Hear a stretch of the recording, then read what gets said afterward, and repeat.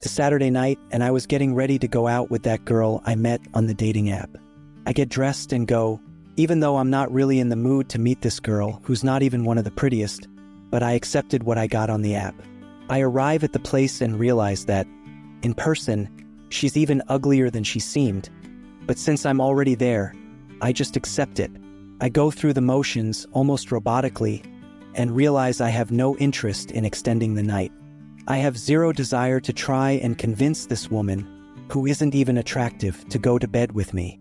Once again, I've wasted my time. Have you ever gone through something similar? I started using dating apps when they were still new. In fact, there were only two of them. Tinder, the most famous one, and something called Badoo. I'm not even sure if that still exists. But the real reason I decided to make this video is to try and solve the issue that, even with lots of matches, you still feel lonely. I must remind you that I'm just an enthusiast when it comes to relationships. I've been married for 10 years and have a 9-year-old child, so I'm off the market. But I still see a lot of guys messing up with women even today due to dumb mistakes. Since I research and consume a lot on this topic, I have some knowledge to share with you here. And now I'm going to reveal why dating apps may be the biggest trap for modern loneliness. Stay with me here. The original intention of dating apps was to make interaction between men and women easier. Before anything, go ahead and subscribe and leave your like. Videos like this take a lot of research, and I want to keep bringing you quality content. Notice that I'm even using my own voice now to build a better connection. So help out the channel and subscribe. Back in the day when I was still single until around 2013, you had to go out to places to meet people, schedule dates, and build relationships. With the rise of apps, the idea was that this process would become easier. There are a lot of charts you can find on the internet showing how, in the beginning, people actually managed to make connections, start relationships, and it worked well. But nowadays, those charts are declining, leaving people with a feeling of loneliness, which leads to high rates of depression. If you don't know how to use these apps properly, or if you misuse them instead of bringing you more connection, they will give you more loneliness and push you into a hole without you even realizing it. But now I ask you, if these apps were created to connect people, why are so many feeling more isolated? You know why you get addicted to these apps? Because they work just like a slot machine or a casino game. They hook you because of their design. They're colorful, you keep swiping through the menu of women, and the moment you get a match, it lights up with all that excitement, like hitting the jackpot in a casino. This keeps you hooked, waiting for that match, for that moment of excitement, and sometimes it doesn't come. Sometimes it takes too long and you get frustrated, but when you finally do get a match, it gets you even more addicted, making you waste hours and hours, literally losing time using the app. But what's the solution to this? What do you need to do to avoid falling into this addiction? Now, understand, I'm not telling you not to use dating apps. I think nowadays we have to use the resources available to us, especially if you're single. Of course, I'm assuming you're single since you're watching this video. Yes, you should use these apps, but you must not get addicted. They have to be used as a strategic tool, just like any other social media, Instagram, even YouTube should be used strategically, or else you'll go crazy. But hang on, I'll guide you on this. And do you know the other reason why these apps don't work so well?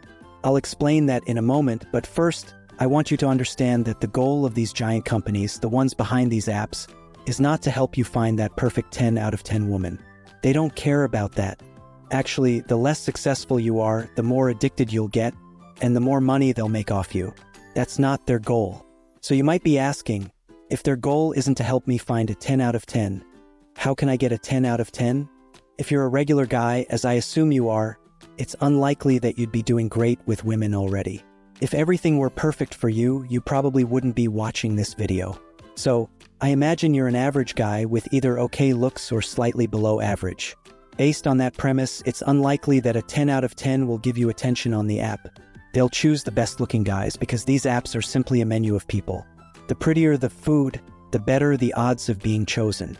There are techniques to make your profile look better, even if you're not attractive. There are many ways to make your bio more appealing, making women want to talk to you because of it. But that's a topic for another video. For now, I want to talk about using these apps strategically, like I mentioned earlier, and how to avoid falling into this trap. Combine the modern world with the old world. Interact with women anywhere. If you're at the mall and feel like talking to a girl, go talk to her. If there's a girl in your class, in college, or at work, interact with her. Don't limit yourself to only talking to women on dating apps. Use Instagram too. If you like a girl on Instagram, message her. Don't just wait for a match on a dating app to score a date. That should be just one small part of your life.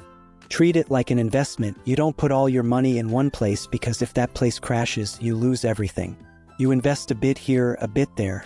Like I always say, if you're always chewing, you'll never go hungry.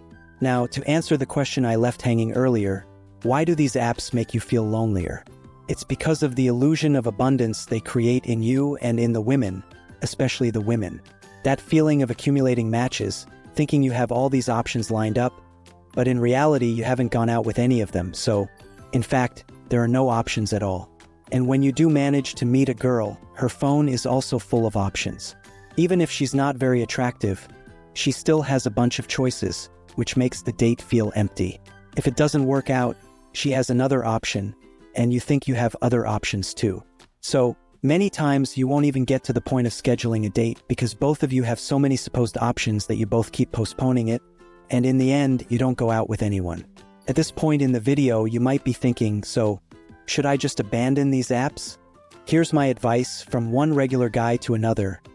No, you don't need to abandon the app. Take good photos, travel, take pictures while traveling, go out with your friends and take plenty of photos of you hanging out with them. Take outdoor photos of you doing your hobbies. If you play soccer or do some kind of martial arts, take those photos and upload them to the app. Write a cool bio. Something relevant, something curious, something truly interesting about you. Avoid those copy-paste bios, be authentic so when you get matches, they'll be authentic matches. And set a time limit for using these apps. My advice is to use them, but set specific times. Don't spend the whole day swiping left and right. What you've learned here is the idea that these apps don't want to help you. They want to make money off advertising inside the app, off subscriptions, and the more time you spend on them, the more money they make. So learn to flip the script. Use the app, get what's useful from it quickly, and then go live your life. Start talking to people in the real world. If you're very shy, start small. Start by saying good morning to your doorman. Extend your conversation a little more with your Uber driver. Gradually practice socializing. Say good morning to the receptionist at your gym every day. And when you feel ready, take it a step further. Chat a bit longer with the doorman. Strike up more conversation with the Uber driver. Extend your chat with the receptionist. Keep evolving little by little. And before you know it, you'll be able to talk easily with women on the street. This will help you much more than relying solely on dating apps. Remember what I said. Dating apps promise you love and connection, but often, what they deliver is isolation and loneliness. So, I ask you, are you really looking for connection? Or are you just trying to fill a void? How will I know? You may ask. It's very simple. Just ask yourself this question honestly. And the advice I'm giving you here is to free yourself from this digital trap. Reconnect with the real world.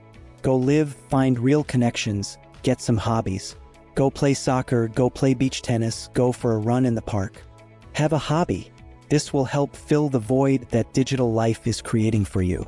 Connect with people. And have you ever thought about how you could get any woman you want just through text messages? There's a secret that all women keep to themselves. A mental trigger that activates in their minds when you send them certain specific messages. I explain all of this in an ebook, which I'm giving you as a gift in the first pinned comment of this video. It's not free because I put in work to create it, but it's almost free as the price is absurdly low. Cheaper than a snack. Go grab your gift now. But did you know that being a bad boy can also be incredibly attractive? Yes, a bad boy, when calibrated just right, becomes very appealing in her eyes. But this requires balance. Want to learn how to do this masterfully? The video on your screen right now explains exactly how to do it. Click on it and I'll see you there.